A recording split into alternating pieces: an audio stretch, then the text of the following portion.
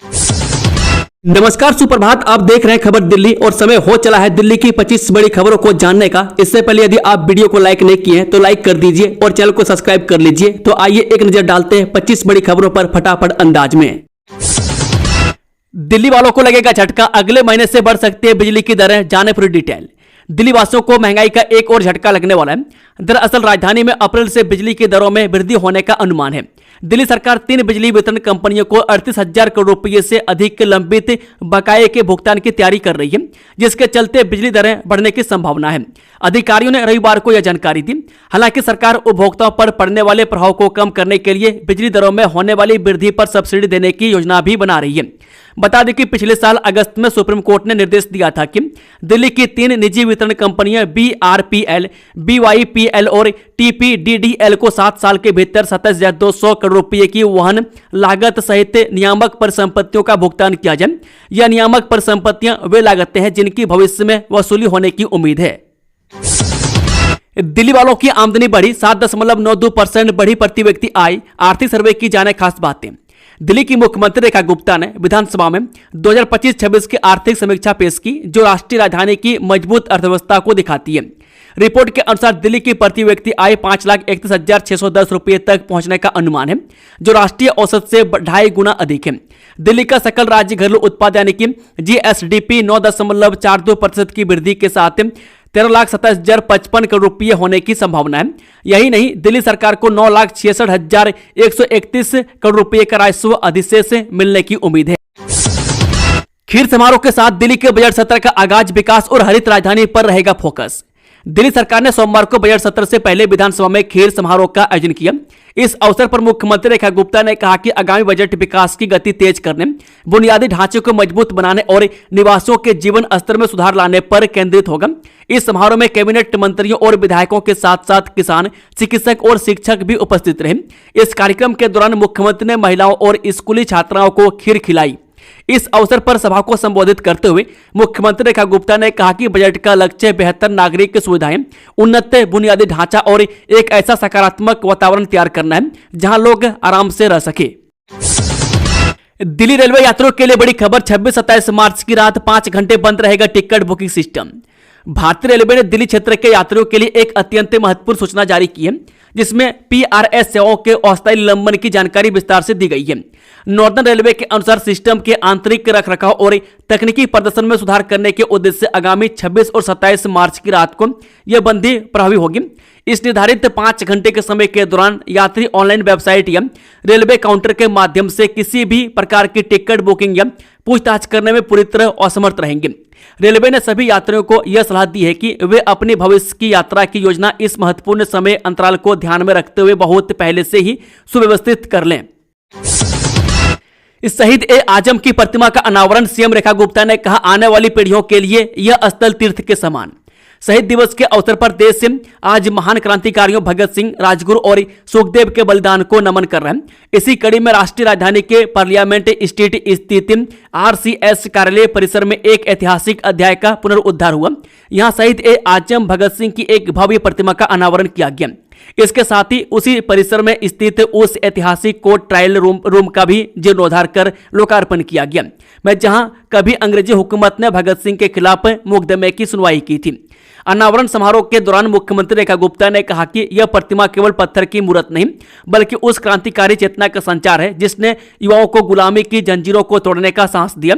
यह स्थल अब आने वाली पीढ़ियों के लिए एक तीर्थ के समान होगा, जो उन्हें मां भारती की सेवा में सर्वस्व अर्पित करने का संकल्प दिलाएगा। दिल्ली में प्रॉपर्टी के नाम पर ठगी करने वाला सातिर चढ़ा पुलिस के हाथ से लंबे समय से था फरार। दिल्ली में लोगों को प्रॉपर्टी दिलाने का झांसा देकर ठगी करने वाले एक सातिर आरोपी को दिल्ली पुलिस की क्राइम ब्रांच ने आखिरकार दबोच लिया। आरोपी की पहचान राहुल पासवान के रूप में हुई है, जो काफी समय से पुलिस को चकमा देकर फरार चल रहा था। पुलिस के मुताबिक वह कई मामलों में वांटेड था और अदालत उसे पहले ही घोषित अपराधी घोषित कर चुकी थी। बजट सत्र के पहले दिन ही विरोध प्रदर्शन में उतर गए आम आदमी पार्टी विधायक, जाने क्या है पूरा मामला। जी हां, खीर सेरेमनी के साथ ही दिल्ली विधानसभा का बजट सत्र शुरू हो गया। आपको बता दें कि मुख्यमंत्री रेखा गुप्ता की सरकार का यह दूसरा बजट सत्र है और कल यानी 24 मार्च को मुख्यमंत्री अपना दूसरा वार्षिक बजट पेश करेंगे। मगर उससे पहले आज यानी 23 मार्च को ही आम आदमी पार्टी विधायक सड़क पर विरोध प्रदर्शन में उतर गए हैं। आम आदमी पार्टी के विधायक यह विरोध अपने 4 विधायकों के सस्पेंशन के रद्द नहीं होने के कारण कर रहे हैं। बजट सत्र के दौरान आम आदमी पार्टी के 4 विधायकों के सस्पेंशन रद्द नहीं होने पर सभी विधायक इसके विरोध में प्रदर्शन पर उतर गए हैं। घर बैठे कर सकते हैं जनगणना में सहयोग, जानिए इसकी प्रक्रिया और इसका फायदा। देश की सबसे बड़ी जनगणना 2027 से जल्द शुरू होगी, जो पूरी तरह डिजिटल होगी। नागरिक घर बैठे ऑनलाइन पोर्टल के माध्यम से गणना में सहयोग कर सकते हैं। यह प्रक्रिया 2 चरणों में होगी, जिसमें जाति आधारित गणना भी शामिल है। इस बार की जनगणना कई मायनों में खास होगी, क्योंकि ये पूरी तरह से डिजिटल प्रक्रिया के तहत होगी, जिसे 2 चरणों में पूरा किया जाएगा। इसमें पूरे देश में जाति आधारित गणना शामिल होगी और डेटा इकट्ठा करने के लिए मोबाइल एप्लीकेशन का इस्तेमाल करते हुए इसमें पूरी आबादी को शामिल किया जाएगा। दिल्ली विधानसभा बजट सत्र के पहले दिन ही टकराव के आसार, कैग रिपोर्ट और फांसी घर मुद्दे पर विपक्ष को घेरने की तैयारी। दिल्ली विधानसभा के बजट सत्र में विपक्ष ने सत्ता पक्ष को घेरने की रणनीति बनाई है। इसके जवाब में सत्ता पक्ष ने भी पूरी तैयारी कर ली है। सत्ता पक्ष पूर्व सरकार की कैग रिपोर्ट सदन में प्रस्तुत करेगा। वहीं सत्ता पक्ष ने फांसी घर मामला और दिल्ली विधानसभा सदन में पूर्व में प्रस्तुत की गई आबकारी नीति घोटाले मामले से संबंधित कैग रिपोर्ट पर लोक लेखा समिति के निष्कर्ष की रिपोर्ट सदन में प्रस्तुत करने की रणनीति के तहत विपक्ष को परेशान कर देने की योजना बना ली है। दिल्ली के लुटियंस इलाके की कई कॉलोनियों में 3 दिन पानी नहीं, चंद्रावल प्लांट की पाइपलाइन फटने से आपूर्ति बाधित। चंद्रावल जल उपचार संयंत्र की मुख्य पाइपलाइन फटने से एनडीएमसी क्षेत्र में अगले 3 दिनों तक पानी की आपूर्ति प्रभावित रहेगी। दिल्ली जल बोर्ड की जानकारी के आधार पर एनडीएमसी ने एडवाइजरी जारी की है। एनडीएमसी के अनुसार दिल्ली जल बोर्ड यानी कि डीजेबी से मिली जानकारी के मुताबिक चंद्रावल वाटर ट्रीटमेंट प्लांट की मुख्य जल पाइपलाइन फट गई है। पाइपलाइन की मरम्मत और प्लांट को दोबारा चालू करने में लगभग 3 दिन का समय लग सकता है। अबू धाबी में मिसाइल के मलबे की चपेट में आने से एक भारतीय घायल, ईरान में ताबड़तोड़ हमले। अमेरिका और इजराइल की ओर से संयुक्त रूप से ईरान के खिलाफ शुरू किए गए युद्ध का सोमवार को 24वां दिन है। इस संघर्ष के 3 हफ्ते बीत जाने के बाद भी इसके थमने के आसार नहीं है, क्योंकि दोनों ही पक्षों की ओर से आए दिन चेतावनियां और धमकियां दी जा रही है। इस बीच खाड़ी देशों में ड्रोन और मिसाइल हमले जारी हैं। अमेरिका की ओर से हॉर्मुज समुद्री मार्ग को पहले जैसा बनाने को लेकर ईरान को 48 घंटे का अल्टीमेटम दिया गया, जो आज समाप्त हो रहा है। वहीं इन चेतावनियों के जवाब में ईरान ने खाड़ी देशों के महत्वपूर्ण ऊर्जा बुनियादी ढांचे को निशाना बनाने की धमकी दी। खबर है कि अमेरिकी राष्ट्रपति ट्रंप की चेतावनी के बाद ईरान के हमले और तेज हो गए। ट्रंप ने कहा कि यदि ईरान 48 घंटे के भीतर हॉर्मुज को पूरी तरह से नहीं खोलता है तो अमेरिका ईरानी बिजली संयंत्रों को तबाह कर देगा। खबर यह भी है कि यदि अमेरिका द्वारा ईरान के बिजली संयंत्रों के खिलाफ दी गई धमकियों को अंजाम दिया जाता है तो हॉर्मुज को पूरी तरह से बंद किया जा सकता है। इससे भी अहम बात यह है कि अमेरिका तेहरान में सत्ता बदलने का उनका घोषित लक्ष्य अभी तक पूरा नहीं हुआ है। वहीं शुक्रवार की रात को ईरान ने डियागो गार्सिया मिलिट्री बेस पर 2 बैलिस्टिक मिसाइलें दागी। यह बेस हिंद महासागर में स्थित अमेरिका और ब्रिटेन की एक संयुक्त सुविधा है, जो ईरान के तटों से लगभग 4000 किलोमीटर दूर है। इस घटनाक्रम ने अमेरिका और यूरोप को हिलाकर रख दिया, क्योंकि ईरान ने पहले खुद ही अपनी मिसाइलों की मारक क्षमता की सीमा 2000 किलोमीटर तय कर रखी थी। हालांकि ईरान ने आधिकारिक रूप से इस हमले से इनकार किया है। इसके साथ ही स्टेट ऑफ हॉर्मुज पर ईरान की मजबूत पकड़ वैश्विक ऊर्जा कीमतों और अनिश्चितता को लगातार बढ़ा रही है। बता दें, एपी की रिपोर्ट के अनुसार इस युद्ध में मारने वालों की संख्या ईरान में 1500 से ज्यादा, लेबनान में 1000 से ज्यादा, इजराइल में 15 और अमेरिका की सेना के 13 जवानों तक पहुंच गई है। इसके अलावा खाड़ी क्षेत्र में जमीन और समुद्री दोनों जगहों पर कई आम नागरिक भी मारे गए। लेबनान और ईरान में लाखों लोग बेघर हो गए हैं। ईरान युद्ध का असर, अब 14 किलो के बजाय 10 किलो मिलेगा घरेलू गैस सिलेंडर। मध्यपूर्व में जारी युद्ध और तनाव की तपिश अब भारतीय रसोइयों तक पहुंचने लगी है। ईरान और इजराइल के बीच छिड़े संघर्ष ने वैश्विक तेल और गैस आपूर्ति श्रृंखला को पूरी तरह से प्रभावित किया है।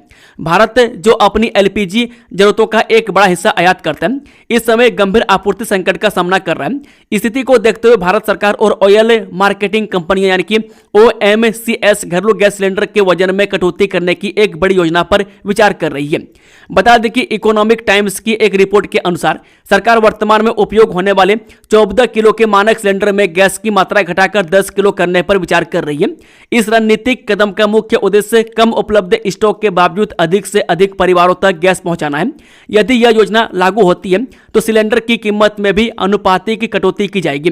उदाहरण के लिए यदि 14 किलो का सिलेंडर 913 का है तो 10 किलो वाले सिलेंडर की कीमत लगभग 643 रुपये के आसपास हो सकती है। ग्राहकों के भ्रम को दूर करने के लिए इन सिलेंडरों पर विशेष स्टिकर या अलग रंग की सील का उपयोग किया जाएगा। सोना चांदी धड़ाम, एक ही दिन में 10,000 से ज्यादा सस्ता हुआ सोना चांदी भी टूटी। सोमवार को भारतीय सरफरा बाजार में निवेशकों के लिए एक चौंकाने वाला दिन रहा। पश्चिम एशिया यानी कि ईरान इजराइल में बढ़ते तनाव, वैश्विक आर्थिक अनिश्चितता और अमेरिकी डॉलर की मजबूती के कारण घरेलू बाजार में सोने और चांदी की कीमतों में 7% से अधिक की भारी गिरावट दर्ज की गई। इस गिरावट ने निवेशकों के रुझान को कीमती धातुओं से हटाकर अन्य सुरक्षित विकल्पों की ओर मोड़ दिया है। बता दें कि सोमवार के कारोबारी सत्र के दौरान सोने की कीमतों में जबरदस्त उतार चढ़ाव देखा गया। बाजार खुलने के समय सोने का भाव 1,40,158 प्रति 10 ग्राम था, जो सत्र के दौरान तेजी से गिरकर 1,29,595 के निचले स्तर तक पहुंच गया। फिलहाल यह 1,34,000 के आसपास कारोबार कर रहे हैं। एक ही दिन में 7% से अधिक की यह गिरावट हाल के वर्षों की सबसे बड़ी गिरावटों में से एक मानी जा रही है। राशन कार्ड धारकों की मौज, अप्रैल में एक साथ मिलेगा 3 महीने का अनाज, देखें नया नियम। देश के करोड़ों राशन कार्ड धारकों के लिए एक बड़ी और खुश कर देने वाली खबर सामने आई है। केंद्र सरकार ने एक महत्वपूर्ण निर्णय लेते हुए घोषणा की कि प्रधानमंत्री गरीब कल्याण अन्न योजना के लाभार्थियों को अप्रैल 2026 के महीने में ही अगले 3 महीनों का राशन एक साथ दे दिया जाएगा। इस फैसले से गरीब और मध्यम वर्गीय परिवारों को बड़ी राहतें मिलने वाली है, जिन्हें अब भीषण गर्मी में बार बार राशन की दुकानों के चक्कर नहीं लगाने पड़ेंगे। सरकारी आदेश के अनुसार अप्रैल महीने में पात्र लाभार्थियों को अप्रैल, मई और जून का कोटा एक साथ वितरित किया जाएगा। वर्तमान नियमों के तहत प्रति व्यक्ति प्रतिमाह 5 किलो अनाज दिया जाता है। इस विशेष वितरण के तहत एक लाभार्थी को अप्रैल में ही कुल 15 किलो अनाज यानी कि 15 kg इंटू 3 महीने प्राप्त होगा। उदाहरण के लिए यदि किसी परिवार के राशन कार्ड में 5 सदस्य के नाम दर्ज है तो उस परिवार को अप्रैल में एक साथ 75 किलो राशन मिलेगा।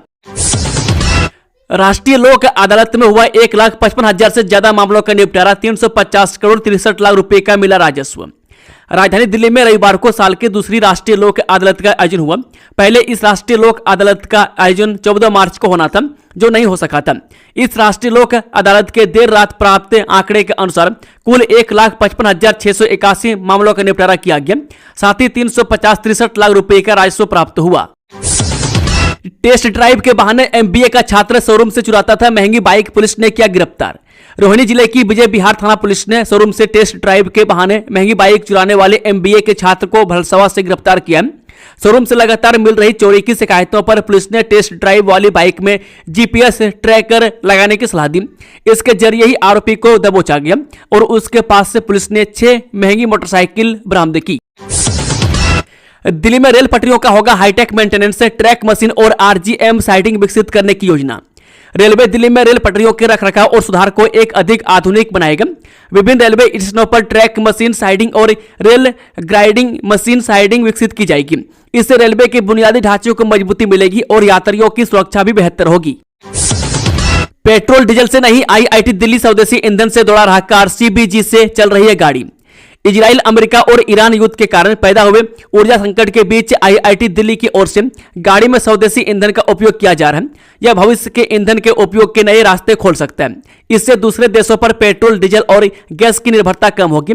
बता दें कि आईआईटी दिल्ली हॉस्टल और घरों से निकलने वाले कचरे से बायोगैस तैयार कर कंप्रेस्ड बायोगैस में तब्दील कर उससे गाड़ी का संचालन कर रहा है। मधुबन बापूधाम अंडरपास को लेकर नया अपडेट, मेरठ रोड से जुड़ेंगी गाजियाबाद की कई कॉलोनियां। गाजियाबाद में मधुबन बापूधाम अंडरपास बनाने का काम तेजी से चल रहा है। दिल्ली मेरठ रोड की तरफ से रेलवे ट्रैक के पास अंडरपास के लिए खोदाई कर दीवार बनाई गई है, जबकि दूसरी तरफ खोदाई कर ली गई है। अब यहां मिट्टी हटाने के बाद दीवार बनाने का काम शुरू होगा। 3 महीने में अंडरपास बनकर तैयार हो सकता है। दिल्ली में ट्रैफिक चेकिंग के दौरान हादसा, कार के बोनट पर लटका ट्रैफिक पुलिसकर्मी फिर सड़क पर गिरा।